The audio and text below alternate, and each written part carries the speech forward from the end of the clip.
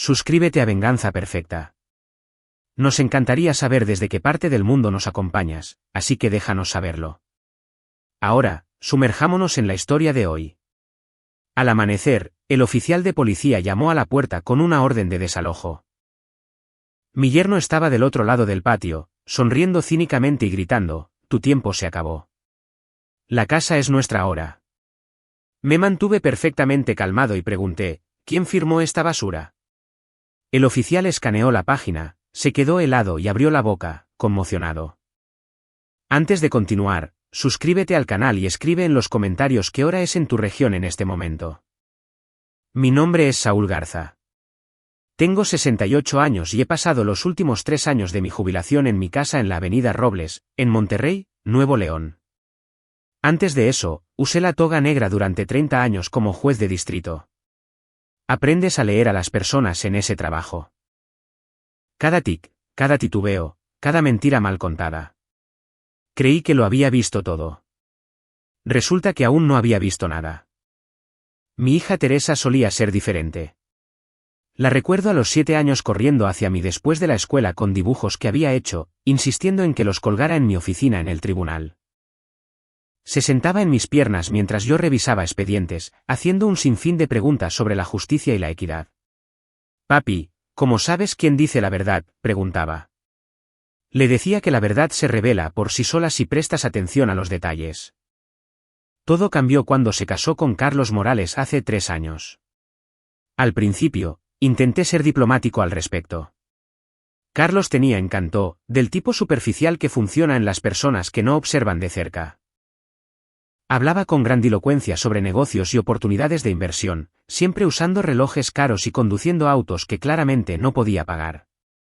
Sin embargo, Teresa parecía feliz, así que me guardé mis observaciones. Ese fue mi primer error.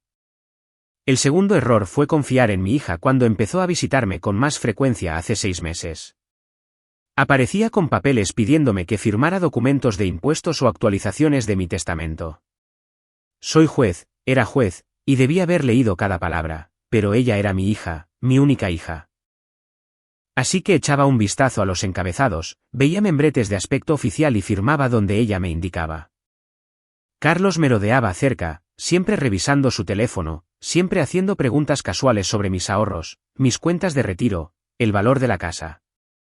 Notaba cosas, por supuesto, la forma en que los ojos de Teresa se desviaban hacia Carlos antes de responder cualquiera de mis preguntas.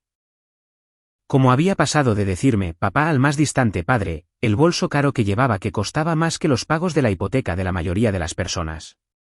Pero tengo 68 años, no estoy senil, y he sentenciado a suficientes estafadores como para reconocer el patrón.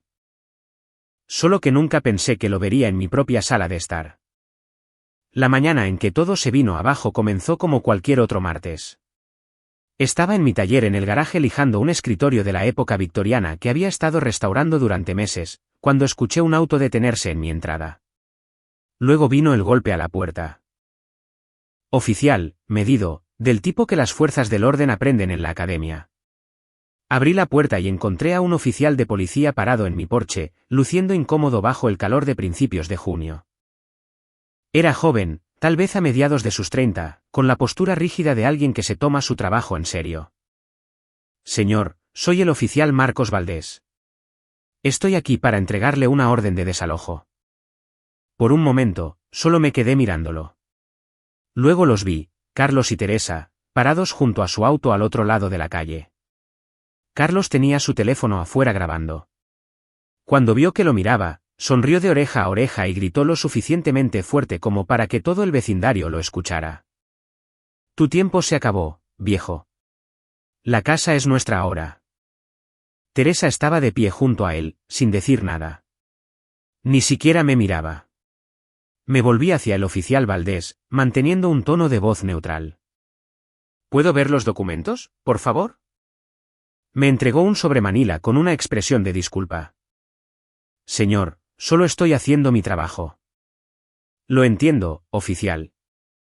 Abrí la carpeta y sentí que todo dentro de mí se helaba. Era una escritura de cesión de derechos supuestamente firmada por mí, transfiriendo la propiedad total del número 2847 de la Avenida Robles a Teresa Garza de Morales. Fechada el 15 de abril. Notariada. Todo parecía oficial. Todo, excepto 3 cosas que gritaban fraude para cualquiera que supiera qué buscar. Primero, el sello. Estaba colocado en un ángulo de 15 grados. Llevaba 3 décadas firmando documentos legales, y nunca, ni una sola vez, coloqué mi sello en otro lugar que no fuera perpendicular a la línea de mi firma. Segundo, la firma en sí. Parecida, pero no del todo correcta. El bucle de mi G era demasiado ancho, y siempre cruzaba mis T con un ligero adorno hacia arriba. Esta no lo tenía. Tercero, el sello era el antiguo. Había actualizado mi sello oficial hacía 18 meses después de mudar mi oficina en casa. Este era el diseño que dejé de usar a finales de 2023. Levanté la vista hacia el oficial Valdés, realmente lo miré por primera vez. Su rostro me resultaba familiar de esa manera en que a veces lo son los rostros jóvenes cuando has estado en el servicio público el tiempo suficiente. Entonces, lo recordé. Marcos Valdés, dije lentamente. Hiciste tus prácticas en el tribunal, en la oficina del juez Padilla, en el verano de 2017. Sus ojos se abrieron de par en par. Juez Garza, yo. Señor, no me di cuenta. Asististe a mi ceremonia de jubilación 8 años después, continué, con mi mente ya 3 pasos por delante. Diste un discurso muy amable sobre cómo mi programa de mentoría te ayudó a decidirte a buscar una carrera en las fuerzas del orden en lugar de ir a la Facultad de Derecho. La sangre se escurrió de su rostro al comprender en qué se acababa de meter. Del otro lado de la calle, Carlos había dejado de grabar, presintiendo que algo andaba mal. Oficial Valdés, necesito que espere aquí solo un momento. No se vaya a ninguna parte. Volví a entrar en mi casa con las manos firmes a pesar de la rabia que se acumulaba en mi pecho. En mi oficina real, la que he mantenido desde mi jubilación, guardaba copias de cada documento importante relacionado con esta propiedad. Saqué la carpeta que contenía las escrituras originales, la impresión actualizada de mi sello y mi firma real de documentos bancarios recientes. Cuando regresé al porche, Marcos seguía allí de pie, pero ahora parecía un hombre que se había dado cuenta de que estaba a punto de ser parte de algo mucho más grande que un desalojo de rutina. Le entregué mi carpeta. Compare estos documentos, oficial. Preste especial atención a la colocación del sello y la formación de la firma. Pasé 30 años examinando documentos fraudulentos en mi sala del tribunal. Esto, di unos golpecitos a la orden de desalojo, es trabajo de aficionados. Marcos estudió ambos conjuntos de documentos.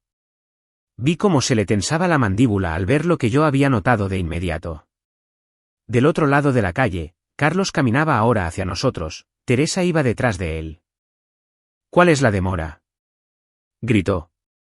Solo arrastren a ese viejo de una vez por todas. Lo ignoré. En lugar de eso, miré a Marcos y hablé con claridad, asegurándome de que mi voz resonara. Esto es un fraude, oficial Valdés. Falsificación de documentos, y tengo la intención de probarlo. Marcos Valdés se quedó en mi porche durante un largo momento, con las 2 carpetas en las manos, una real y otra falsa. Pude ver cómo lo procesaba todo, las implicaciones extendiéndose por su rostro como ondas en el agua. Señor, yo. Me disculpo por esta situación, dijo finalmente. Dadas las circunstancias, le aconsejo encarecidamente que se ponga en contacto con un abogado de inmediato. Este asunto requiere una investigación. Para entonces, Carlos había llegado al borde de mi jardín, con el rostro torcido por la frustración. Oye, no puedes simplemente ignorar el papeleo oficial. Tenemos todo el derecho. Retroceda, señor, la voz de Marcos cortó la fanfarronería de Carlos con la autoridad de alguien que había tenido suficiente. Esta situación está ahora bajo revisión. Cualquier interferencia resultará en su remoción de la propiedad. Teresa fue la siguiente en intentarlo, su voz adoptó ese tono suplicante que había escuchado 1000 veces cuando era niña y pedía algo que quería. Papi, por favor, ¿podemos hablar adentro? Todo esto es un malentendido. No, Teresa, mantuve mi voz plana, sin emociones. No hay nada que discutir. Marcos me asintió y luego miró a Carlos y a Teresa. Presentaré un informe sobre estas discrepancias. Serán contactados. Caminó de regreso a su patrulla y observé cómo la confianza de Carlos se desmoronaba con cada paso que daba el oficial. Después de que Marcos se alejó, esperaba que se fueran. En lugar de eso, Teresa se acercó a la puerta principal, con lágrimas corriendo por su rostro. Lágrimas reales, por cierto. Siempre pudo llorar a voluntad. Papá, por favor, sollozó. Todo esto es culpa de Carlos.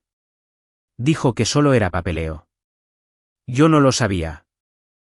Miré más allá de sus lágrimas, más allá de la actuación, hacia lo que sostenía. Un iPhone 15 Pro nuevo, la funda de titanio captando el sol de la mañana. Esos se venden al por menor por unos 21,000 pesos. Y en la pantalla, claramente visible antes de que se diera cuenta de que yo miraba y la apartara, había un correo de confirmación. Tu vuelo a París, 147,000 pesos para 2 pasajeros. 147,000 pesos para unas vacaciones, mientras intentaban robarme la casa. Vete a casa, Teresa. Pero papi. Vete a casa. Retrocedí y cerré la puerta, le eché llave, y me quedé allí escuchándola llorar en mi porche durante otro minuto antes de que Carlos la llamara de regreso al auto. Solo cuando los escuché alejarse me permití sentirlo. Todo el peso de lo que mi hija había intentado hacer. Caminé por mi casa. Esta casa que había comprado hace 40 años cuando Teresa era solo un sueño. Cuando mi esposa estaba viva y el mundo tenía sentido. Cada habitación guardaba recuerdos. La cocina donde habíamos horneado pasteles de cumpleaños. La sala donde Teresa aprendió a caminar, tropezando entre el sofá y la mesa de centro mientras la animábamos. El patio trasero donde la había empujado en los columpios hasta que me dolían los brazos. ¿Cuándo había cambiado? Me obligué a recordar, a examinar realmente los últimos 6 meses. La primera visita de Teresa después del largo silencio había sido en enero. Había aparecido un domingo por la tarde con galletas de disculpa de esa panadería en el centro, la cara. Siento que no hayamos venido más seguido, papá, había dicho, acomodándose en el sofá como en los viejos tiempos. Carlos ha estado muy ocupado con su startup, lo he estado ayudando, y el tiempo simplemente se nos fue. Yo estaba tan feliz de verla que no lo había cuestionado, no me había preguntado por qué, después de 2 años de apenas hablarme, de repente se había acordado de que yo existía. La segunda visita ocurrió una semana después. Papá, estuve pensando en tu planificación patrimonial. Tienes todo organizado, ¿verdad? Solo quiero asegurarme de que estés protegido. Había llevado papeles con ella esa vez. Formularios sobre poderes notariales, documentos de fideicomisos, actualizaciones de beneficiarios. Les había echado un vistazo a los encabezados. Parecían legítimos y firmé donde ella me indicó. En la tercera visita, Carlos había venido con ella. Deambuló por mi casa con el derecho casual de alguien que está evaluando una propiedad. ¿Este lugar tiene que valer unos 14 millones, tal vez 15? Había preguntado. Propiedad de primera en Monterrey. ¿Alguna vez pensaste en mudarte a algo más pequeño, Saúl? Todo este espacio para una sola persona parece un desperdicio. Me había reído en ese momento. Hice una broma sobre que tendrían que arrancar las llaves de mi casa de mis manos frías y muertas. Carlos también se había reído, pero sus ojos no. Ahora lo entendía. Cada visita, cada documento, cada pregunta casual, habían estado construyendo el camino hacia esto. La escritura falsificada era solo la pieza final. Saqué mi teléfono y busqué un nombre al que no había llamado en años. Roberto Elizondo, un colega juez que se había jubilado el mismo año que yo. Respondió al tercer tono. Saúl Garza. ¿A qué debo este raro placer? Roberto, necesito una recomendación. El mejor abogado de bienes raíces en Monterrey. Alguien que maneje casos de fraude. Hubo una pausa. ¿De qué tipo de fraude estamos hablando? Del tipo que involucra escrituras de propiedad falsificadas y familiares que creen que un juez jubilado no notará el trabajo de novatos. Otra pausa, más larga esta vez. Gerardo Castillo. Es caro, pero vale cada centavo. Maneja este tipo de cosas regularmente. Te enviaré su número por mensaje. Gracias, Roberto. Saúl. Sea lo que sea que esté pasando, ten cuidado. Los casos familiares se complican. Colgué y miré mi casa de nuevo. Mi casa, la que había terminado de pagar hacía 15 años mediante una planificación cuidadosa y viviendo por debajo de mis posibilidades, la casa donde había criado a mi hija, le había enseñado a distinguir el bien del mal, le había mostrado cómo se veía la integridad, y ella había intentado robarla. Sentí que algo cambiaba dentro de mí en ese momento, una claridad fría que reconocí de mis años en el estrado, la transformación de víctima a estratega. Había pasado 3 décadas viendo a las personas intentar burlar el sistema, manipular la ley, explotar vacíos legales. Había visto cada truco, cada artimaña, cada jugada desesperada. Querían jugar juegos legales con un juez que había pasado 30 años lidiando con casos de fraude. Casi sonreí. Muy bien, entonces, le dije en voz baja a mi sala vacía, a la casa que seguía siendo mía, al futuro que estaba a punto de recuperar. Veamos cómo se desarrolla esto. A la mañana siguiente, tuve mi primera cita con Gerardo Castillo. Su oficina ocupaba el 5º piso de un edificio de cristal en la Avenida Constitución, el tipo de lugar que cobraba por metro cuadrado. La recepcionista me ofreció café mientras esperaba, el cual acepté. Cortesía profesional, incluso cuando tu mundo se está desmoronando. El propio Gerardo era más joven de lo que esperaba, tal vez de 52 años, con el tipo de competencia tranquila que proviene de manejar casos difíciles sin drama. Nos dimos la mano, y me indicó una silla de cuero al otro lado de su escritorio. Juez Garza, Roberto Elizondo me habló muy bien de usted. Solo Saúl ahora, dije, hace 3 años que no uso la toga. Una vez juez, siempre juez en mi opinión. Abrió la carpeta que le había enviado por adelantado. He revisado los documentos que escaneó. Este es un fraude de cesión de derechos, tan claro como el agua. Cuénteme cómo pasó. Expuse la cronología metódicamente, un hábito de mis años examinando testimonios, las visitas de Teresa, las preguntas de Carlos. La mañana en que el oficial Valdés apareció en mi puerta. Cuando describí haber detectado el ángulo del sello falsificado y el diseño obsoleto, Gerardo se inclinó hacia adelante. Notó eso de inmediato. Firmé miles de documentos a lo largo de 30 años. Desarrollas un sexto sentido para estas cosas. Sonrió. El tipo de sonrisa que los abogados muestran cuando se dan cuenta de que están trabajando con alguien que entiende el juego.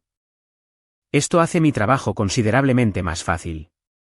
La escritura tiene fecha del 15 de abril, supuestamente notariada por Leticia Prieto. ¿Se ha puesto en contacto con ella? Aún no. Pensé en esperar por orientación profesional. Inteligente. Vamos a visitarla juntos esta tarde. Si la notarización es legítima, tenemos un problema. Si está falsificada o si el documento fue cambiado, tenemos un caso penal. 3 horas más tarde, estábamos sentados en la modesta oficina de Leticia Prieto en el Boulevard San Jerónimo. Era una mujer de poco más de 50 años que había estado notariando documentos en el municipio de Monterrey durante 20 años. Me conocía por reputación, aunque nunca habíamos trabajado juntos directamente. Cuando Gerardo le mostró la escritura de cesión de derechos, se puso los anteojos de lectura y la estudió detenidamente. Ese es mi sello, dijo lentamente, o más bien, parece mi sello. Pero se volvió hacia su computadora, abriendo sus registros digitales. 15 de abril.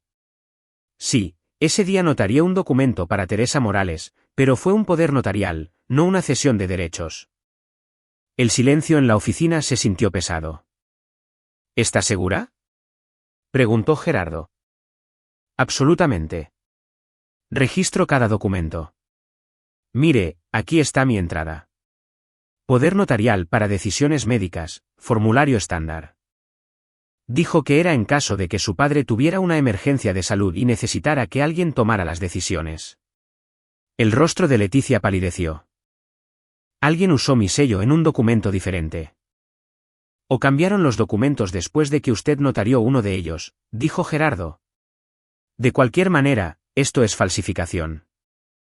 Nos fuimos con una declaración jurada de Leticia y copias de sus registros.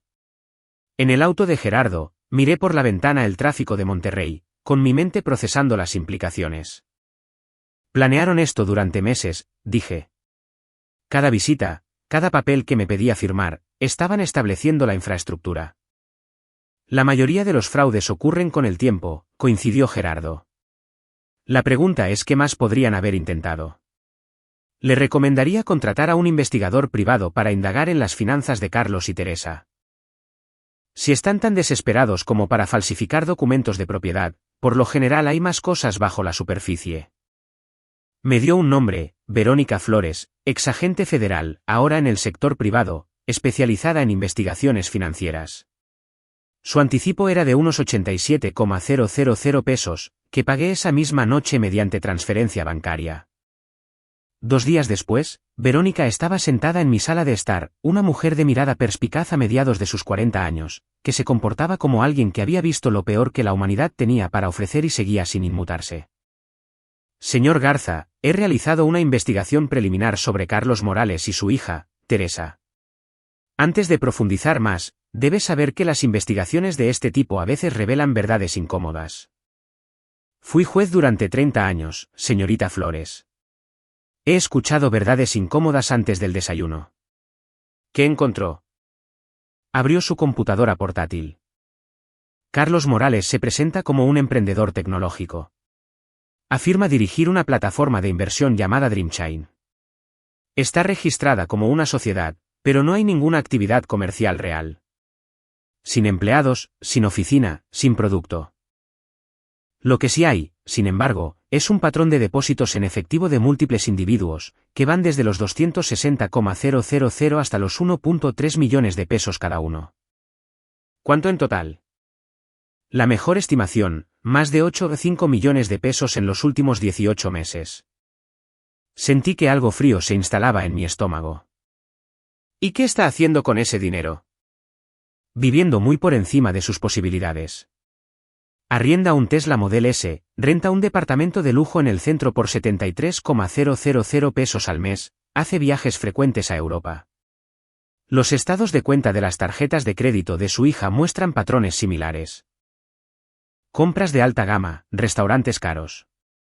Están ejecutando una estafa. Esa sería mi evaluación. El término técnico es esquema Ponzi, aunque este no ha llegado a la etapa en la que colapsa espectacularmente. Mi suposición es que Carlos está recibiendo presión de sus inversores, por lo cual necesita su casa. Un activo por valor de 15,5 millones de pesos le daría un respiro. Después de que Verónica se fue, caminé por mi casa otra vez, viéndola de manera diferente ahora. Este no era solo mi hogar. Para Carlos y Teresa, era una escotilla de escape, una forma de pagar a los inversores enojados y desaparecer a Europa con mi hija gracias a mi dinero, dejándome sin nada. La crueldad casual de todo ello era casi impresionante. Me paré en mi taller, pasando la mano por el escritorio de la época victoriana que había estado restaurando. La madera era arce ojo de pájaro, deformada por décadas de daño causado por la humedad. Pero bajo el daño, todavía se podía ver la intención original del artesano. Un trabajo hermoso, solo descuidado. Algunas cosas podían ser restauradas. Otras necesitaban ser desechadas. Sonó mi teléfono. Verónica. Señor Garza, una cosa más. Si han llegado tan lejos con la falsificación, probablemente este no sea su primer intento de engañarlo. Puedo hacer una auditoría exhaustiva, registros bancarios, archivos de propiedades, cualquier cosa que lleve su nombre. Pero tomará tiempo. Una semana, tal vez más. Miré la escritura falsificada sobre mi banco de trabajo, con su ángulo de sello incorrecto y firma copiada. Tómese el tiempo, señorita Flores. Quiero saberlo todo. Entendido. Estaré en contacto. Después de colgar, me di cuenta de que estaba sonriendo. No era una sonrisa feliz. Era el tipo de sonrisa que solía tener en la corte cuando el abogado de un acusado cometía un error crítico y aún no se daba cuenta. Carlos y Teresa pensaban que estaban jugando ajedrez con alguien que no conocía las reglas. No tenían ni idea de que había pasado 3 décadas viendo a las personas intentar burlar el sistema, aprendiendo cada truco, cada señal, cada movimiento desesperado. Y ahora iba a enseñarles lo que sucede cuando subestimas a un juez.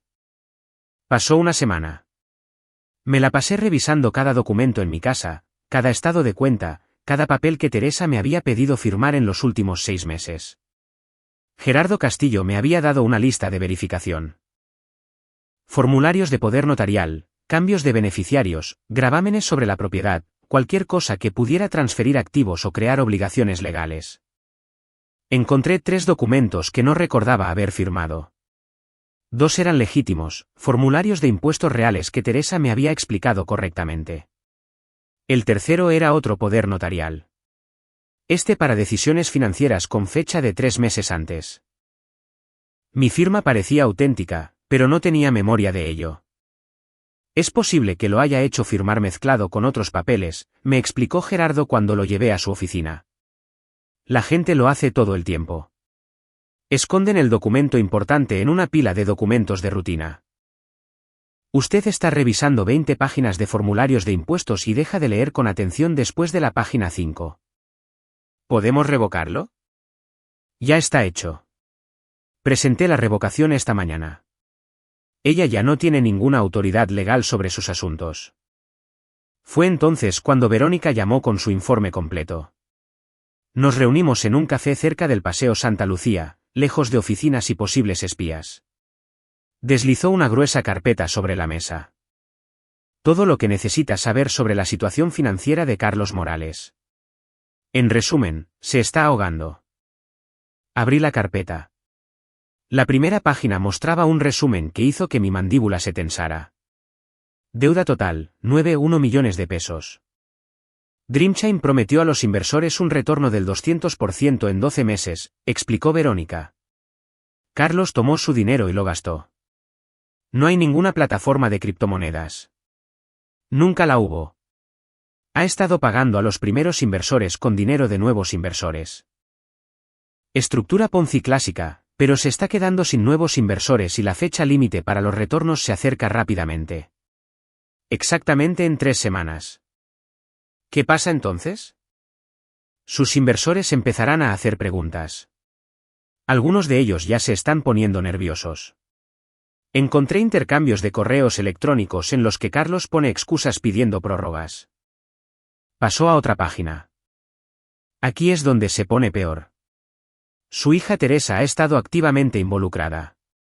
Abrió 3 tarjetas de crédito hace 3 meses usando esta casa como aval, lo cual es ilegal sin su permiso, pero los bancos no lo verificaron. Llevó al límite las 3. Deuda total, 1,17 millones de pesos. ¿Gastado en qué? Artículos de lujo, principalmente. Bolsos, joyas, vuelos en primera clase. Está viviendo como alguien que espera un gran pago pronto. La expresión de Verónica era cuidadosamente neutral. También encontré pruebas de que Carlos se ha estado reuniendo con compradores potenciales para esta propiedad. La está ofreciendo en 14,8 millones de pesos, unos 700.000 pesos por debajo del valor de mercado para una venta rápida. El panorama se volvió muy claro. Falsificarían la escritura, venderían mi casa en el lapso de un mes, usarían el dinero para pagar a los inversores enojados de Carlos, cubrirían las tarjetas de crédito de Teresa y desaparecerían a Europa. Me quedaría sin hogar, en la ruina, y para cuando probara que la escritura había sido falsificada, ellos estarían muy lejos. Hay una cosa más, dijo Verónica en voz baja. Obtuve los registros telefónicos de Carlos legalmente, a través de un contacto en una de las empresas acreedoras que lo investigan. Ha estado en contacto regular con alguien llamado Daniel Salgado. Salgado dirige un negocio de consultoría que se especializa en situaciones financieras familiares complejas. Traducción, le enseña a la gente cómo explotar a sus familiares. Cerré la carpeta y miré hacia el agua. Los botes navegaban a la deriva, la gente disfrutaba de una hermosa tarde en Monterrey, ignorando por completo que a unos cuantos metros de distancia alguien estaba descubriendo el alcance total de la traición de su hija. ¿Qué aconsejaría? Le pregunté. Legalmente, tiene suficiente para un caso civil. Fraude, falsificación, explotación financiera. Gerardo puede lograr que la escritura sea invalidada y probablemente ganar daños y perjuicios. Por la vía penal, es más difícil. Necesitaría que la fiscalía persiga los cargos y los casos familiares se complican. ¿Y si no se trata solo de recuperar mi casa? Verónica me estudió con la mirada. Entonces está hablando de algo más grande. De asegurarse de que no le hagan esto a nadie más. De asegurarse de que haya consecuencias. Exactamente. Se reclinó. En ese caso, necesita una estrategia diferente. Una que aborde tanto el fraude en su contra como la gran estafa de Carlos. Pero eso requiere tiempo y coordinación. Cuando llegué a casa, Gerardo estaba esperando en mi porche. Habíamos programado una reunión para discutir los siguientes pasos. Ya adentro, extendí el informe de Verónica sobre la mesa del comedor. Gerardo lo leyó en silencio, con el semblante oscureciéndose en cada página. Esto es peor de lo que pensaba, dijo finalmente. Carlos no solo está cometiendo fraude en su contra. Está operando una estafa de inversión a gran escala. Si manejamos esto correctamente, estaremos hablando de cargos penales que van mucho más allá de una escritura falsificada. ¿Qué recomienda? Presentar una demanda civil de inmediato para invalidar la escritura de cesión de derechos y bloquear cualquier venta de la propiedad. Simultáneamente, puedo remitir esta información a la Fiscalía para una investigación penal. La falsificación por sí sola es un delito grave. Si le sumamos el fraude de inversión, a Carlos le esperan muchos años en prisión. Lo pensé. El camino fácil estaba justo ahí. Presentar la demanda. Recuperar mi casa. Dejar que el sistema de justicia penal se encargue del resto. Limpio, sencillo, resuelto en unos cuantos meses. Pero algo dentro de mí se resistió. Tal vez fueron mis 30 años de ver a los criminales escabullirse por las grietas del sistema. Tal vez fue la imagen del rostro de Teresa cuando intentó manipularme con lágrimas falsas mientras sostenía un teléfono caro y las confirmaciones de sus vacaciones en Europa. Tal vez era simplemente enojo a la antigua por ser tratado como un tonto. No, dije. Gerardo levantó la vista. No. Si solo presentamos la demanda civil, Carlos y Teresa lo verán venir. Contratarán abogados, comenzarán a esconder sus activos o incluso podrían huir. El caso penal podría tomar años, y podrían conseguir acuerdos de culpabilidad. Lo miré a los ojos. Quiero que enfrenten las consecuencias completas. No solo por lo que me hicieron a mí, sino por cada inversor que Carlos defraudó. Quiero que esto sea hermético. Ese es un enfoque más complejo. Requiere coordinación, paciencia, una sincronización perfecta. Tengo mucha paciencia. Y en cuanto a la sincronización. Sonreí levemente. Pasé 30 años administrando calendarios judiciales. Creo que puedo manejar esto. Pasamos las siguientes 2 horas planificando. Primer paso, presentar la demanda civil para establecer un antecedente legal y evitar la venta de la propiedad. Segundo paso, hacer que Verónica siga investigando a los inversores de Carlos, armando un caso completo. Tercer paso, esperar a que Carlos cometa errores, lo cual las personas desesperadas siempre hacen. Después de que Gerardo se fue, volví a sentarme en mi taller, esta vez trabajando realmente en el escritorio victoriano, lijando décadas de daño y revelando la hermosa madera que había debajo. Era un trabajo meditativo, del tipo que permite que tu mente vague de manera productiva. Pensé en Carlos y Teresa, tan seguros de haber sido más listos que un anciano. Habían visto mi edad, mi jubilación, mi confianza en la familia, y pensaron que eso me hacía débil. Olvidaron que pasé 30 años en un tribunal. 30 años viendo a las personas mentir, conspirar y manipular. 30 años aprendiendo cómo funciona el sistema legal, dónde reside su poder, cómo usarlo de manera correcta. Dejé el papel de lija y recogí la escritura falsificada una vez más, estudiando el intento aficionado de Carlos de copiar mi firma, y fue entonces cuando entendí exactamente cómo pagarles. No con ira o venganza, sino con lo único a lo que dediqué mi carrera, la justicia. Gerardo y yo pasamos los 3 días siguientes elaborando una estrategia que habría enorgullecido a Sanzu. 3 etapas, cada una diseñada para apretarles la soga, dándole a Carlos y Teresa la longitud suficiente para ahorcarse solos. Primera etapa, presentar una demanda civil para invalidar la escritura de cesión de derechos y bloquear cualquier venta de la propiedad. Este sería nuestro movimiento de apertura. Ruidoso, público e imposible de ignorar. Segunda etapa, reunir pruebas exhaustivas de los delitos financieros de Carlos para la Fiscalía. Documentar cada peso, cada mentira, cada inversor que defraudó. Armar un caso tan sólido que los acuerdos de culpabilidad quedaran fuera de la mesa. Tercera etapa, solicitar un gravamen sobre la propiedad para evitar cualquier intento de venta mientras el caso estuviera en curso. Esto cortaría por completo la ruta de escape de Carlos. La clave, explicó Gerardo, esparciendo documentos sobre la mesa de conferencias, es la sincronización. Presentaremos todo de manera simultánea, de modo que no puedan reaccionar lo suficientemente rápido como para esconder sus activos o huir. ¿Cuándo empezamos? Puedo tener el papeleo listo para el final de la semana. La pregunta es si usted está seguro de seguir este camino. Una vez que presentemos esto, no hay marcha atrás. Se convertirá en un registro público.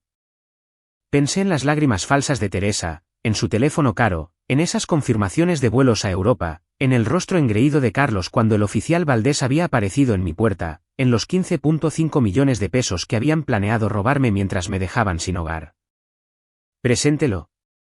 2 semanas después de mi reunión inicial con Gerardo, entramos al Tribunal del Estado de Nuevo León y presentamos la demanda. El secretario le puso el sello con ese satisfactorio sonido de un trámite oficial llevándose a cabo. Estaba demandando a mi hija y a mi yerno por fraude, falsificación e intento de robo de propiedad. El juez asignado al caso era Daniel Huerta, de 53 años, 15 de ellos en el estrado. Nunca había trabajado con él directamente, pero conocía su reputación. Justo, minucioso, sin paciencia para las tonterías, exactamente lo que necesitaba. Su secretario llamó al día siguiente, audiencia preliminar programada para dentro de 3 semanas. Mientras tanto, Gerardo solicitó y recibió una restricción temporal de emergencia sobre la propiedad, lo que impedía cualquier transferencia de titularidad. La vía de escape de Carlos acababa de cerrarse de golpe.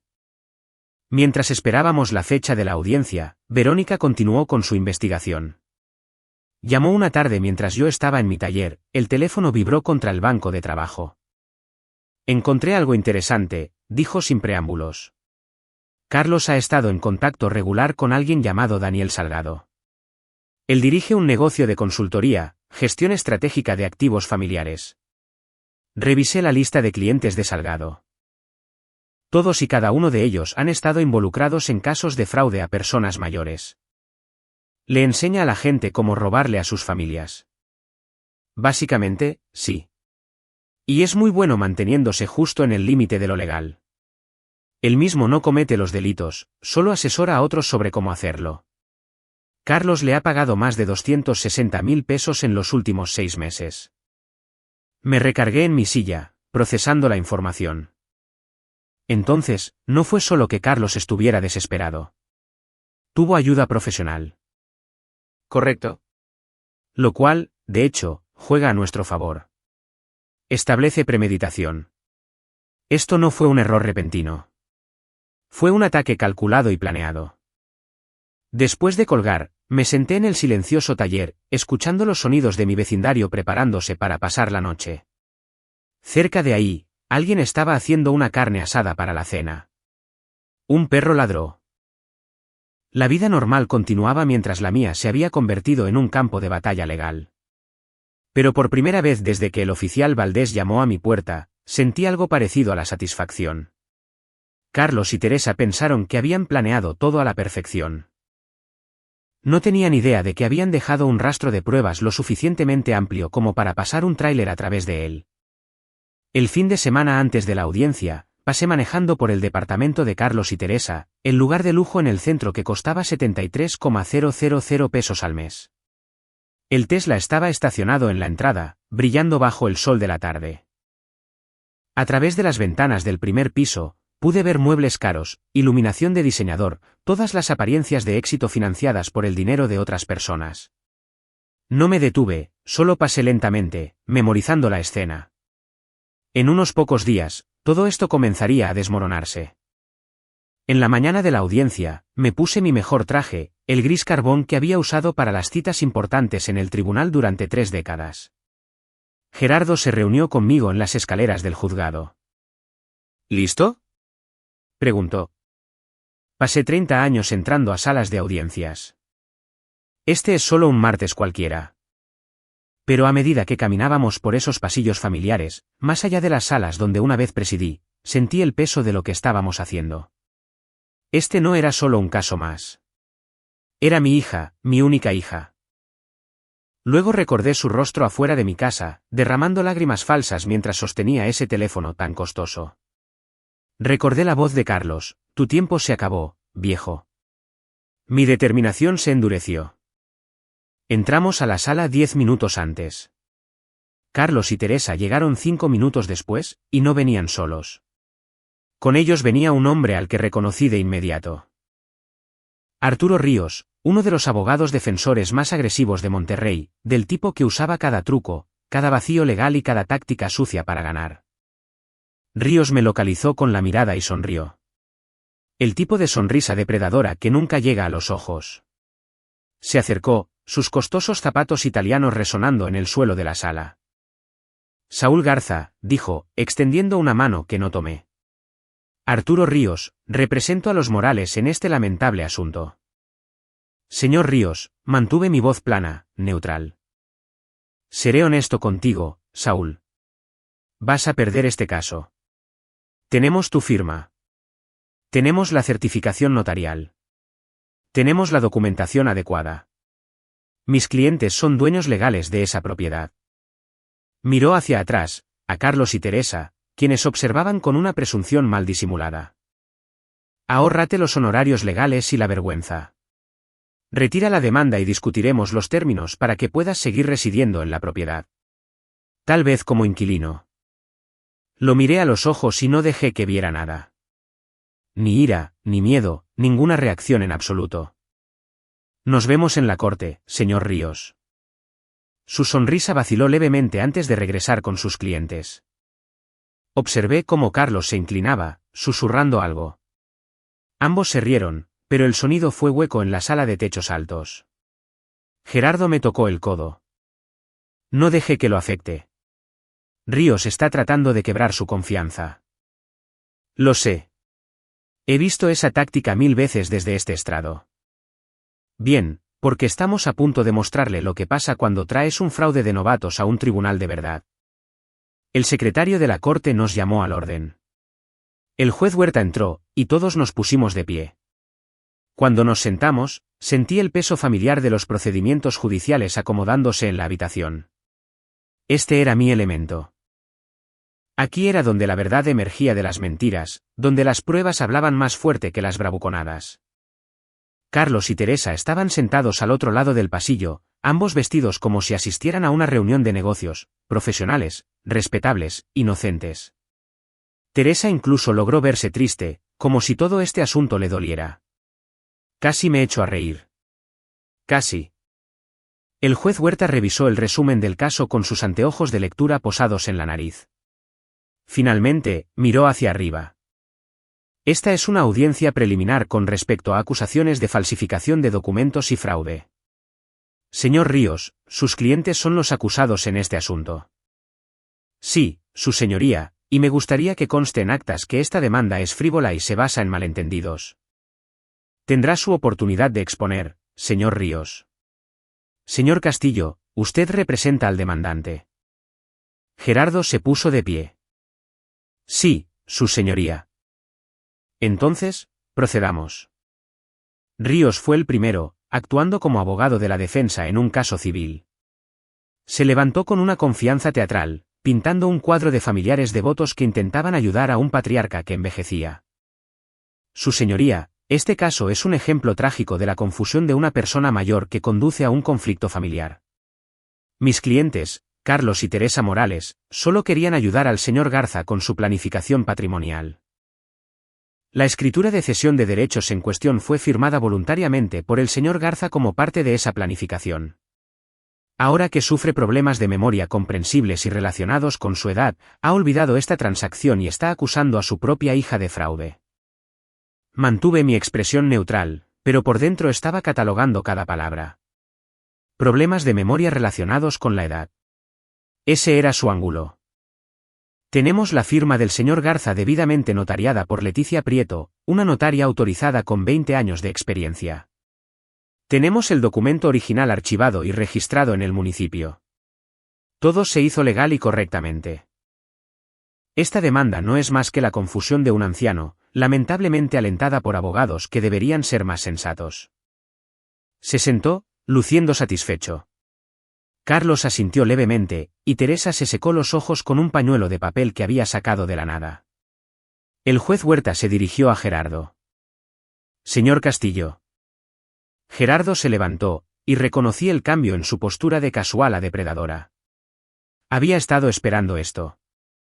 Su señoría, el abogado de la defensa nos presenta una historia conmovedora. Desafortunadamente para sus clientes, es ficción. Abrió su maletín. Me gustaría presentar 3 piezas de evidencia para la revisión del tribunal. Se acercó al estrado con los documentos que yo conocía de memoria. Los habíamos repasado decenas de veces. Primero, un análisis pericial de Tomás Villalobos, un examinador forense de documentos certificado con 28 años de experiencia. El señor Villalobos examinó la firma en la escritura de cesión y la comparó con muestras conocidas de la firma auténtica del señor Garza. Su conclusión es que la firma está falsificada con un 97% de certeza. Ríos se puso de pie de un salto. Objeción, su señoría. No hemos tenido la oportunidad de examinar las credenciales de este experto. Las credenciales del señor Villalobos están adjuntas a su informe. Señor Ríos, siéntese. El juez Huerta ya estaba leyendo el análisis, su expresión volviéndose más fría con cada página. Gerardo continuó. Segundo, una declaración jurada de Leticia Prieto, la notaria cuyo sello aparece en el documento. La licenciada Prieto confirma que en la fecha en cuestión, notarió un poder notarial para decisiones médicas, no una escritura de cesión de derechos. Alguien cambió los documentos después de la certificación o falsificó su sello en un documento completamente diferente. Observé el rostro de Carlos. El color desaparecía lentamente, como el agua escurriéndose por el desagüe. A su lado, Teresa había dejado de secarse los ojos. Tercero, evidencia fotográfica que muestra que la impresión del sello en la escritura es del antiguo sello del señor Garza, un diseño que dejó de usar hace 18 meses cuando actualizó su oficina en casa. El sello en el documento fraudulento es de 2023. La supuesta fecha de firma es 2025. El sello no pudo haberse utilizado para firmar un documento en 2025 porque ya no existía. El juez Huerta levantó la vista de los documentos. Su expresión podría haber congelado lava. Señor Ríos, ¿tiene alguna respuesta a estas acusaciones? Ríos se puso de pie, pero por primera vez desde que lo había visto, lucía inseguro. Su señoría, necesitaremos tiempo para revisar estas pruebas y responder adecuadamente. Estoy seguro de que lo harán, pero en este momento estoy viendo evidencia de lo que parece ser falsificación de documentos y fraude. Señor Castillo, ¿qué solicita su cliente? Gerardo no dudó. Una orden de restricción temporal que impida cualquier venta o transferencia de la propiedad en el número 2847 de la Avenida Robles, en espera de una investigación completa. Además, solicitamos que este asunto sea remitido a la Fiscalía para una investigación penal. Concedido, en ambos casos. El mazo del juez Huerta cayó con un golpe que hizo eco en la sala. Esta propiedad queda congelada a la espera de la resolución de este caso. La audiencia principal está programada para dentro de 5 semanas. Señor Ríos, le sugiero encarecidamente que revise la posición de su cliente. Si estas pruebas se sostienen, estarán enfrentando cargos penales. Se levanta la sesión. La sala de audiencias estalló en murmullos. Carlos había pasado de estar pálido a estar blanco como el papel. Teresa le agarraba el brazo, con los nudillos sin sangre. Ríos recogía los papeles con manos que le temblaban ligeramente, lo suficiente como para que yo lo notara. Mientras salíamos de la sala, pasé junto a Carlos y Teresa. Estaban parados en un círculo cerrado con Ríos, cuya agresiva confianza se había evaporado como el rocío de la mañana. Me detuve. Dejé que me vieran mirando. Que se lo preguntaran. Luego me acerqué lo suficiente para que solo Carlos pudiera escucharme. Mi voz fue apenas un susurro. ¿Quién firmó esa basura, Carlos? ¿Tomaste mi sello de mi oficina? Me pregunto qué más te llevaste mientras estuviste ahí. Los ojos de Carlos se abrieron de par en par. Abrió la boca, la cerró y la volvió a abrir. No salió ningún sonido. Parecía un pez boqueando en un muelle, y tuve que esforzarme por ocultar la satisfacción de mi rostro. Porque en ese momento, Carlos se dio cuenta de algo, tal vez yo sabía más de lo que él pensaba. Cada documento que había tocado, cada papel que Teresa me había pedido firmar, cada vez que había deambulado por mi casa haciendo preguntas, yo podría tener registros de todo. No tenía ni idea de lo que yo realmente sabía. Y esa incertidumbre lo carcomería por dentro. Teresa lo tomó del brazo. Carlos, ¿qué dijo? ¿Carlos? Pero Carlos no podía responder. Solo se quedó mirándome mientras yo me alejaba, con Gerardo a mi lado. Afuera del tribunal, bajo el brillante sol de Monterrey, Gerardo se permitió una pequeña sonrisa. Eso salió bien. Es solo la jugada de apertura. ¿Cierto? ¿Pero vio la cara de Ríos cuando presenté la prueba del sello? Pensé que se iba a ahogar. Esa vez sí sonreí. Años de tácticas agresivas y caminó directo hacia la evidencia forense básica. Nos subestimó. Todos lo hicieron. Eso les va a costar todo. Mientras caminábamos hacia el estacionamiento, pensé en la cara de Carlos, la conmoción, el miedo, la incipiente comprensión de que su plan perfecto se estaba derrumbando. Fue lo más satisfactorio que había visto en semanas. Pero no era suficiente. Aún no. El día después de la audiencia preliminar, Verónica llamó con una actualización que cambiaría todo. He rastreado la deuda de Carlos hasta su origen, dijo. Es peor de lo que pensábamos. Nos reunimos en su oficina en el centro, un espacio modesto con archiveros alineados en todas las paredes. Extendió los documentos sobre su escritorio, estados de cuenta bancarios, registros de transferencias, impresiones de correos electrónicos, contratos de inversión. Carlos Morales ha estado ejecutando un esquema Ponzi durante los últimos 18 meses. Lo llama DreamChain, supuestamente una revolucionaria plataforma de inversión en criptomonedas que duplicaría el dinero de los inversores en 12 meses. Tomé uno de los contratos. Las promesas eran absurdas. Retornos garantizados del 200% respaldados por tecnología blockchain patentada y algoritmos comerciales impulsados por inteligencia artificial. Vocabulario estándar de estafadores diseñado para impresionar a las personas que no entienden la tecnología. ¿Cuánto recolectó? 9,1 millones de pesos de 14 inversores. Profesionales en su mayoría, médicos, abogados, dueños de pequeñas empresas, personas con ingresos disponibles que querían aprovechar el auge de las criptomonedas. Verónica abrió una hoja de cálculo en su computadora. Pero no hay plataforma DreamChain. Nunca la hubo. Carlos tomó su dinero y lo gastó. La hoja de cálculo contaba la historia con una claridad brutal. Más de 1,5 millones de pesos por un Tesla Model S, renta mensual de 73,000 pesos por un departamento de lujo en el centro de Monterrey. Vacaciones en Europa, París, Roma, Barcelona. Ropa de diseñador, restaurantes caros, membresías en clubes campestres. Ha estado viviendo como un millonario tecnológico gracias a las inversiones de otras personas, dije. Estructura Ponzi clásica. Pagó a los primeros inversores pequeños retornos utilizando el dinero de los nuevos inversores, lo que los mantuvo felices y generó comentarios positivos de boca en boca, pero no pudo sostenerlo. La fecha límite para los retornos totales fue a principios del mes pasado, y ahora los inversores están haciendo preguntas. Verónica pasó a otro documento, una cadena de correos electrónicos entre Carlos y 3 inversores cada vez más molestos. El tono progresaba desde la consulta educada hasta amenazas veladas y exigencias directas para que les devolviera su dinero o contactarían a las autoridades. Por eso necesitaba su casa tan desesperadamente, continuó Verónica. 15,5 millones de pesos habrían cubierto sus deudas de sobra. Podría haber pagado a los inversores, desaparecer a Europa con Teresa y empezar de nuevo en otra parte.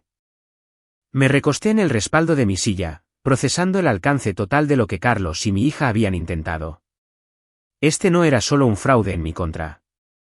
Era una empresa criminal que había victimizado a 14 personas, destruyendo su confianza y robando sus ahorros. ¿Podemos usar esto? Pregunté. Verónica sonrió. Ya he preparado un análisis financiero completo. Cada peso que Carlos recolectó, cada peso que gastó, documentado con registros bancarios y recibos. Es el caso soñado de un fiscal. Y Teresa ha estado involucrada desde el principio. Su nombre aparece en varios de los materiales promocionales de DreamChain como directora de relaciones con los clientes. Asistió a reuniones con inversores y tranquilizó a las personas cuando se ponían nerviosas. Ella sabía exactamente lo que Carlos estaba haciendo. Eso dolió más de lo que esperaba. Mi hija no había sido solo una cómplice pasiva. Había reclutado víctimas activamente. Hay una cosa más, dijo Verónica. Uno de los inversores de Carlos es Roberto Mejía, un fiscal jubilado que solía trabajar en la Fiscalía General del Estado.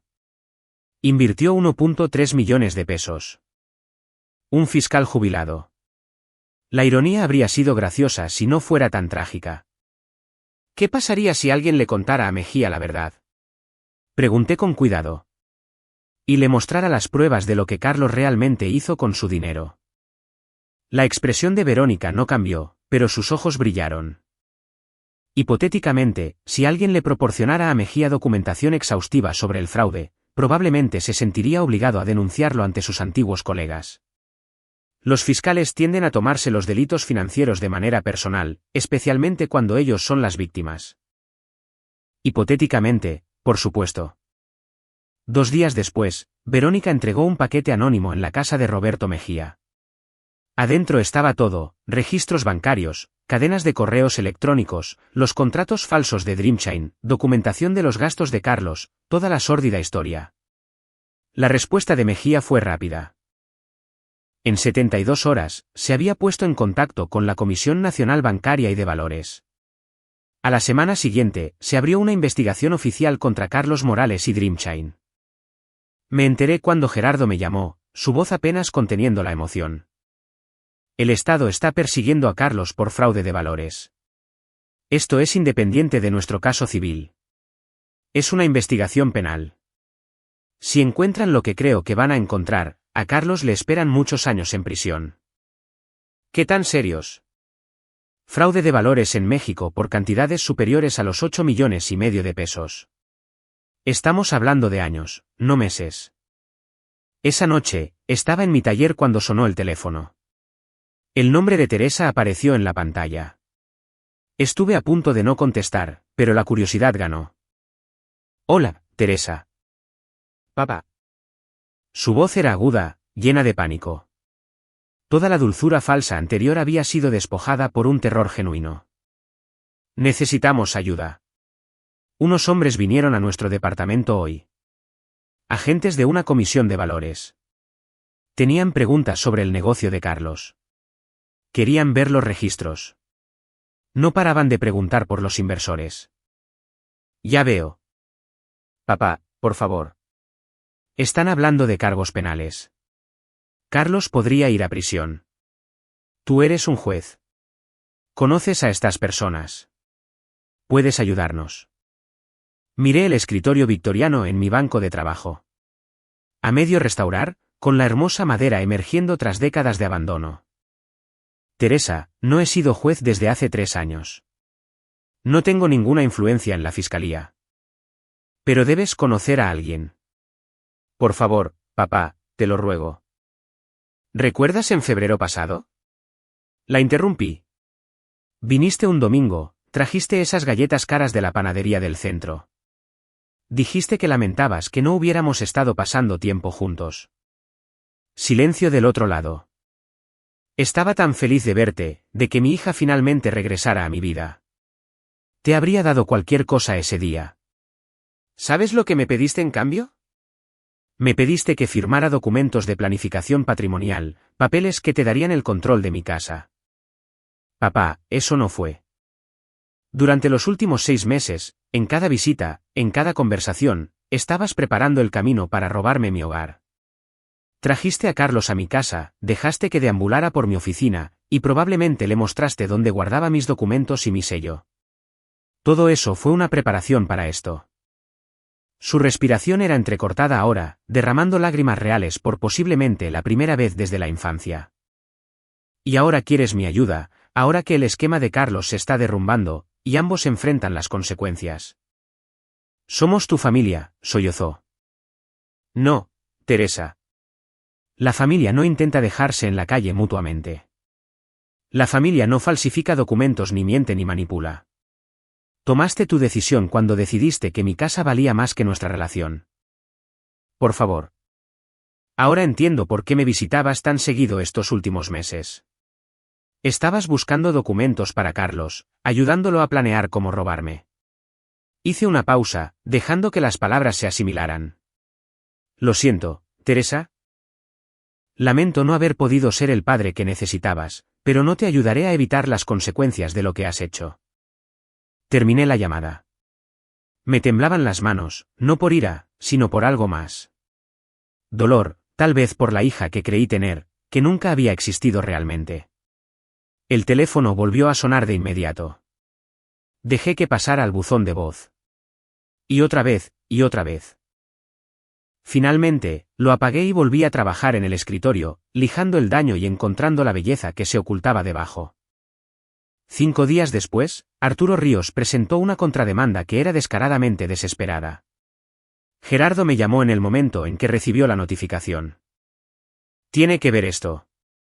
Ríos afirma que usted manipuló psicológicamente a Teresa durante años, que la obligó a cuidar de usted mediante la culpa, y que la escritura de cesión era su forma de reclamar una compensación por el trabajo de cuidados no remunerado. Eso es absurdo. Completamente, pero también es ingenioso. Están intentando darle la vuelta a la narrativa, convertirlo a usted en el abusador y a ellos en las víctimas. Exigen más de 2 millones de pesos en daños y perjuicios por angustia emocional y trabajo no remunerado. La demanda era una obra maestra de la ficción. Según el expediente de Ríos, yo era un padre controlador y manipulador que había obligado a Teresa a visitarme regularmente, que exigía su ayuda con las tareas domésticas y que usaba el chantaje emocional para mantenerla atrapada en un rol de cuidadora que ella nunca había deseado. También van a presentar testigos, continuó Gerardo, con su tono oscureciéndose. 2 de sus vecinos, Daniel y Patricia Moreno. Están dispuestos a testificar que presenciaron cómo usted era verbalmente duro con Teresa, y que a menudo parecía angustiada después de visitarlo. Pensé en los Moreno, una pareja de 50 y tantos años que vivía a 3 casas de la mía. Los había visto 2 veces, tal vez 3 de pasada. Bastante amables, pero en absoluto cercanos. Carlos llegó a ellos, dije casi con certeza. Probablemente eran inversores de Dreamshine. Él está desesperado por mantenerlos callados. Un poco de presión, unas cuantas promesas, testifiquen a mi favor y me aseguraré de que recuperen su dinero. Manipulación de testigos estándar, pero difícil de probar. ¿Esto podría funcionar realmente? Gerardo se quedó callado por un momento. En la mayoría de los casos, no. Pero los jueces a veces tienen puntos ciegos en torno al abuso de personas mayores. Existe la tendencia de ver a los adultos mayores como personas potencialmente controladoras o difíciles. Si Ríos logra crear suficiente duda y pintarlo a usted como un padre autoritario, podría convencer al juez Huerta de que hay ambigüedad en la situación. ¿Qué hacemos? Contraatacar con hechos, y necesitamos hacerlo rápido. La audiencia principal es en 10 días. Esa misma tarde, Gerardo presentó una contestación negando todas las acusaciones y solicitando la revelación de la relación financiera de los Moreno con Carlos. Simultáneamente, Verónica se puso a trabajar. 2 días después, entregó exactamente lo que necesitábamos. Registros telefónicos, dijo, extendiendo páginas impresas sobre la mesa de mi comedor. Obtenidos legalmente a través de la orden judicial relacionada con la investigación de la Comisión Nacional Bancaria y de Valores. Los teléfonos celulares de Carlos y Teresa de los últimos 3 meses. Señaló una conversación resaltada de hacía 6 semanas. Carlos, una vez que consigamos la casa, tenemos que actuar rápido. Venderla antes de que pueda defenderse. Teresa, ¿qué hay de mi papá? ¿A dónde irá? Carlos, ¿a quién le importa? A un asilo en la sierra. El lugar más barato que podamos encontrar. Ni siquiera notará la diferencia en unos años. Teresa, eso parece duro. Carlos, es viejo, nena. Así son las cosas. Nosotros obtenemos nuestro dinero. A él lo cuidan. Todos ganan. Teresa, supongo que tienes razón. Lo leí 3 veces, sintiendo cada vez que estaba viendo a una extraña. Esta era mi hija, la niña a la que había criado, amado y apoyado, discutiendo casualmente la posibilidad de botarme en un asilo en una de las regiones más pobres de Nuevo León para poder robar los ahorros de toda mi vida. Hay más, dijo Verónica, pasando a otra página. Conversaciones entre Carlos y Daniel Salgado, ese consultor que enseña cómo defraudar a personas mayores. Salgado estaba instruyendo a Carlos exactamente sobre cómo manipular el sistema legal, cómo falsificar documentos e incluso cómo hacer que el robo pareciera legítimo. Gerardo revisó todo con la cuidadosa atención de un fiscal preparándose para el juicio. Esto destruye su contrademanda por completo. No son víctimas. Son delincuentes calculadores que planearon esto durante meses. Lo presentaré ante el tribunal de inmediato. Pero hay algo más que deberíamos considerar. Gerardo se inclinó hacia adelante. La fiscalía está armando su caso de fraude de valores contra Carlos. Esta evidencia fortalecería su caso significativamente. Con su permiso, me gustaría compartir estos registros telefónicos con el fiscal. Pensé en las 14 personas a las que Carlos había defraudado. Médicos, abogados, pequeños empresarios que le confiaron sus ahorros. Roberto Mejía, el fiscal jubilado que había invertido 1.3 millones de pesos. Ellos también merecían justicia. Hágalo. Esa noche, mientras me preparaba para ir a dormir, mi teléfono vibró con un número desconocido. Apareció un mensaje de texto. Retira la demanda o te arrepentirás. Sabemos dónde vives. Me quedé mirando el mensaje durante un largo momento. Era torpe, desesperado, el tipo de amenaza que hace alguien cuando se ha quedado sin opciones. Carlos o Teresa, o tal vez alguien a quien habían convencido de que los ayudara. Le reenvié el mensaje a Gerardo y a Verónica, y luego llamé a la línea de policía que no es de emergencia para reportarlo. El oficial que tomó mi declaración fue profesional y minucioso, creando un rastro documental que se convertiría en evidencia si algo pasaba. Luego revisé de nuevo las cerraduras de mis puertas, encendí las luces de seguridad exteriores que había instalado 30 años atrás y me fui a la cama. Ahora estaban desesperados, acorralados y sin salida. La audiencia preliminar les había demostrado que su caso por la falsificación estaba condenado al fracaso. La investigación de la Comisión Nacional Bancaria y de Valores amenazaba a Carlos con la prisión. Mi negativa a ayudar a Teresa había eliminado su última esperanza de escapar de las consecuencias. La gente desesperada hace cosas peligrosas, pero había pasado 3 décadas observando a personas desesperadas en los tribunales, viendo cómo reaccionaban cuando las paredes se cerraban. Carlos y Teresa estaban siguiendo un patrón predecible. Negación, ira, negociación, amenazas. Faltaban solo 2 días para la audiencia principal. Se habían recopilado todas las pruebas y se había preparado a todos los testigos. Gerardo había armado un caso hermético que no solo invalidaría la escritura falsificada, sino que potencialmente enviaría tanto a Carlos como a Teresa a prisión. Me senté en mi taller esa noche para darle la última capa de barniz al escritorio victoriano. La restauración estaba casi completa. Lo que había estado dañado y descuidado volvía a ser hermoso. Algunas cosas podían ser restauradas, otras no. Pensé en mi hija y sentí un peso que no podía nombrar con exactitud. Ya no era ira, ni siquiera decepción, sino una profunda tristeza por lo que ambos habíamos perdido. El dolor me llevó a la conclusión de que la persona que creía conocer nunca había existido realmente. Pero la tristeza no me paralizó. En todo caso, aclaró mi determinación. La justicia no se trataba de venganza o satisfacción.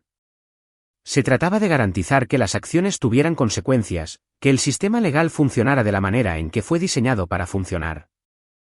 En 2 días, todos verían exactamente lo bien que podía funcionar cuando se tiene la verdad de nuestro lado. La mañana de la audiencia principal llegó con ese tipo de claridad que hace que todo se sienta más nítido, más real.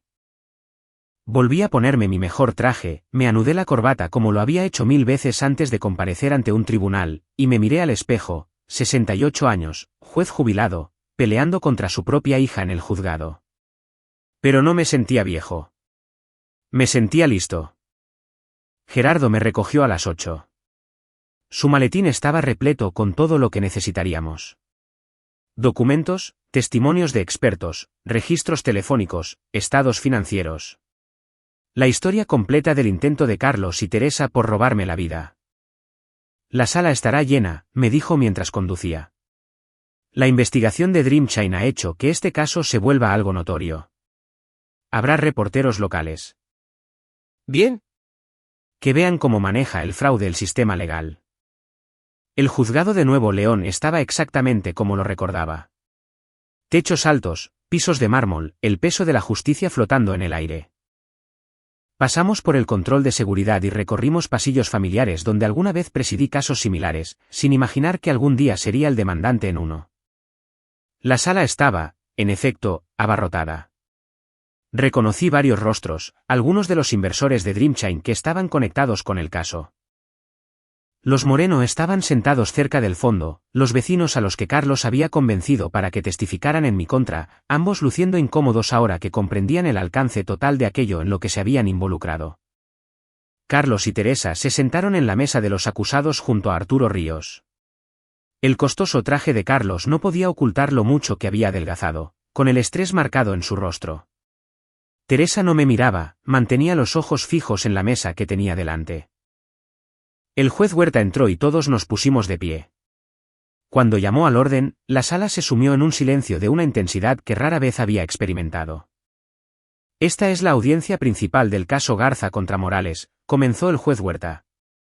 Estamos aquí para determinar la validez de una escritura de cesión de derechos y abordar las alegaciones de la contrademanda.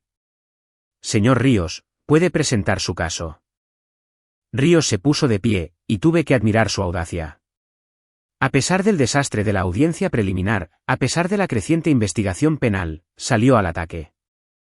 Su señoría, mis clientes son víctimas de un trágico malentendido familiar. Carlos y Teresa Morales intentaron ayudar a un anciano padre a navegar por una compleja planificación patrimonial.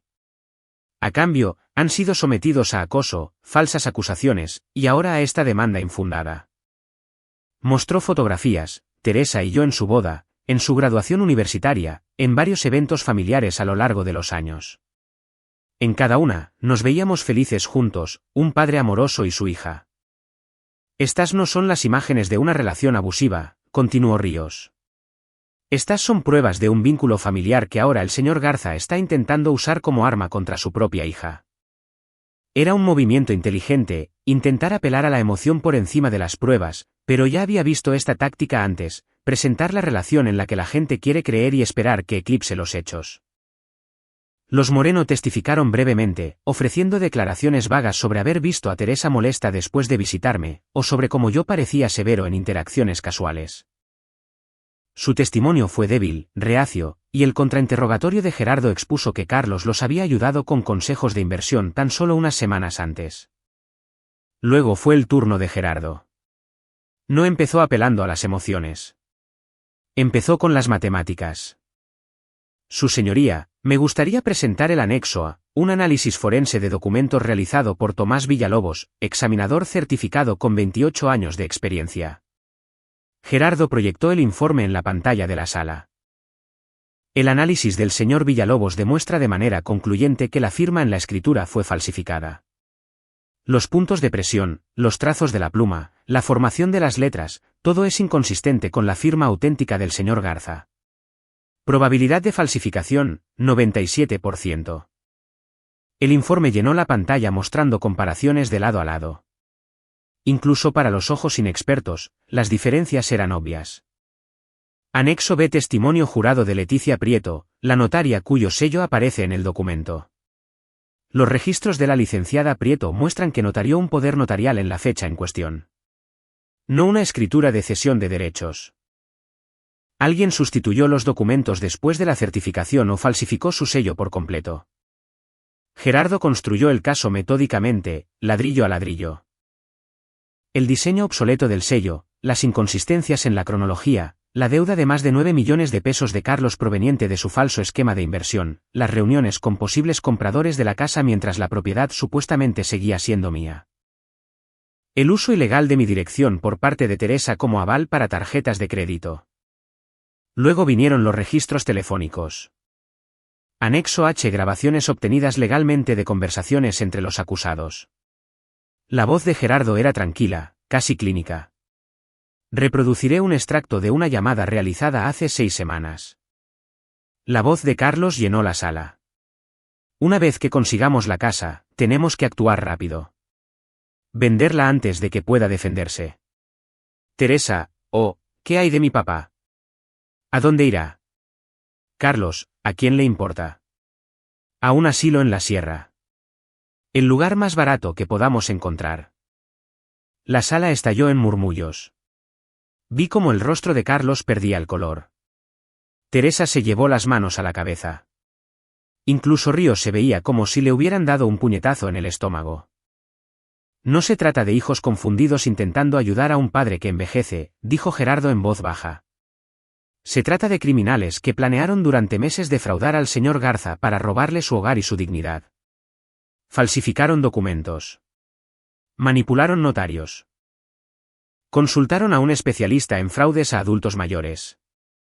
Y si tenían éxito, planeaban abandonar al señor Garza en la institución más barata que pudieran encontrar. El juez Huerta pidió un receso de 20 minutos. Observé a Carlos y Teresa agruparse con Ríos, vi el pánico en su conversación susurrada. La forma en que Ríos no dejaba de negar con la cabeza. Cuando el juez regresó, su expresión era de granito. He revisado todas las pruebas presentadas. El análisis forense es concluyente. El testimonio de la notaria es definitivo. Los registros telefónicos son contundentes. Miró a Carlos y a Teresa con el tipo de evaluación fría que yo mismo había emitido alguna vez desde el estrado. La escritura de cesión de derechos fechada el 15 de abril se declara fraudulenta y nula. Todos los derechos de propiedad del número 2847 de la avenida Robles continúan siendo del señor Saúl Garza. Hizo una pausa y el silencio fue absoluto. Además, las pruebas presentadas aquí demuestran una clara actividad delictiva. Falsificación de documentos, fraude, conspiración para cometer abuso contra una persona mayor. Voy a remitir todo el material a la Fiscalía General del Estado para su procesamiento penal inmediato. La contrademanda se desestima de forma definitiva. El golpe de su mazo cayó con un aire de finalidad. Mientras la gente se ponía de pie para irse, yo permanecí sentado, dejando que el momento me invadiera. Gerardo estaba dándoles la mano a algunos colegas, aceptando felicitaciones en voz baja. Al otro lado del pasillo, Ríos recogía sus papeles con las manos ligeramente temblorosas. Carlos y Teresa se pusieron de pie, y finalmente los miré directamente. La arrogancia y seguridad de Carlos habían desaparecido por completo. Teresa lloraba. Lágrimas reales esta vez. Lágrimas de miedo genuino. Mientras caminaban hacia la salida de la sala, 2 hombres de traje dieron un paso al frente. Detectives de la Unidad de Delitos Económicos, reconocí el tipo de inmediato. Carlos Morales. Teresa Morales. Quedan bajo arresto por sospecha de falsificación de documentos y fraude. Sacaron las esposas. Carlos intentó protestar, pero la voz se le quebró. Teresa me miró una última vez mientras se la llevaban, con una expresión que era una mezcla de asombro, traición y la naciente comprensión de que esto realmente estaba pasando. Me puse de pie y salí del juzgado con Gerardo hacia el brillante sol de Monterrey. Ganamos, dijo Gerardo simplemente. Demostramos la verdad, lo corregí. El sistema hizo el resto. 6 semanas después, la audiencia para dictar sentencia llevó todo a su conclusión final. Carlos Morales recibió 4 años de prisión federal por fraude de valores relacionado con Dreamchain, además de 2 años adicionales por la falsificación de documentos y el intento de fraude en mi contra. 6 años en total con restitución obligatoria de más de 9 millones de pesos a sus víctimas. Lo vi recibir la sentencia con lo que solo puedo describir como un colapso. Sus hombros se hundieron, su cabeza cayó, y cuando se lo llevaron encadenado, parecía 20 años mayor que el seguro y confiado estafador que se había parado en mi jardín gritando que me quitaría la casa. La sentencia de Teresa fue diferente. 18 meses de libertad condicional con 300 horas de servicio comunitario y participación obligatoria en un programa de rehabilitación por delitos financieros. El juez tomó nota de su cooperación y de su papel menor, pero sus palabras fueron duras. Traicionó la confianza de su padre de la forma más profunda posible. Ayudó a facilitar un intento de dejarlo sin hogar y en la miseria. Que este tribunal muestre clemencia es una piedad que usted no le extendió a su propio padre. Ella lo aceptó en silencio, con lágrimas corriendo por su rostro. Sentí algo al mirarla. No satisfacción exactamente, sino una especie de triste consumación. Así es como se veía la justicia. Ni venganza, ni crueldad, sino consecuencias proporcionales al delito. Arturo Ríos, el agresivo abogado que intentó todos los trucos sucios posibles, enfrentó una investigación de la barra de abogados por violaciones éticas. Se decía que probablemente perdería su licencia. Resultó que amenazar a demandantes ancianos y sobornar para cometer perjurio traía consigo consecuencias profesionales. Esa noche, me senté en el porche delantero de mi casa en la avenida Robles, viendo la puesta de sol sobre Monterrey. Mi casa, mi hogar, exactamente donde había estado 4 meses atrás cuando todo esto empezó, pero sintiéndose de alguna manera más sólida, más real. Un auto se detuvo. Era Marcos Valdés, el oficial de policía que me entregó esa orden de desalojo hacía lo que parecía una vida entera. Señor Garza, dijo, subiendo al porche. Quería pasar a saludar. He estado siguiendo el caso. Oficial Valdés, o debería decir detective Valdés, había escuchado que aprobó su examen. Sonrió.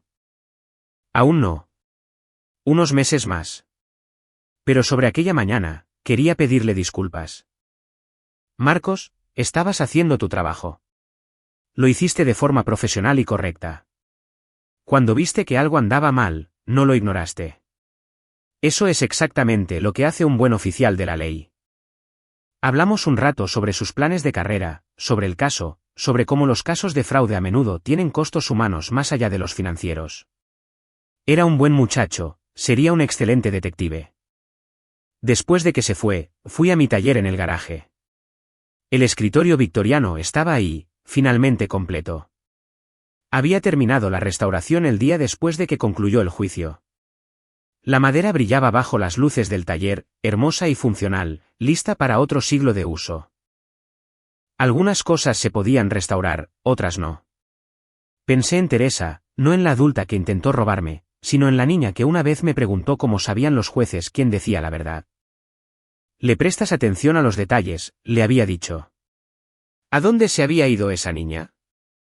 ¿Cuándo se había convertido en alguien capaz de planear dejar a su padre en un asilo barato mientras huía a Europa con dinero robado? Las preguntas no tenían buenas respuestas. 3 semanas después de la sentencia, llegó una carta, matasellos de la prisión, letra de Teresa. Me senté a la mesa de la cocina. La carta permaneció sin abrir frente a mí durante mucho tiempo. Finalmente, la leí. Eran 4 páginas de disculpas, explicaciones, justificaciones, arrepentimientos. Culpaba a la influencia de Carlos. Culpaba a su propia avaricia. Culpaba al estrés de las deudas y al miedo a la pobreza.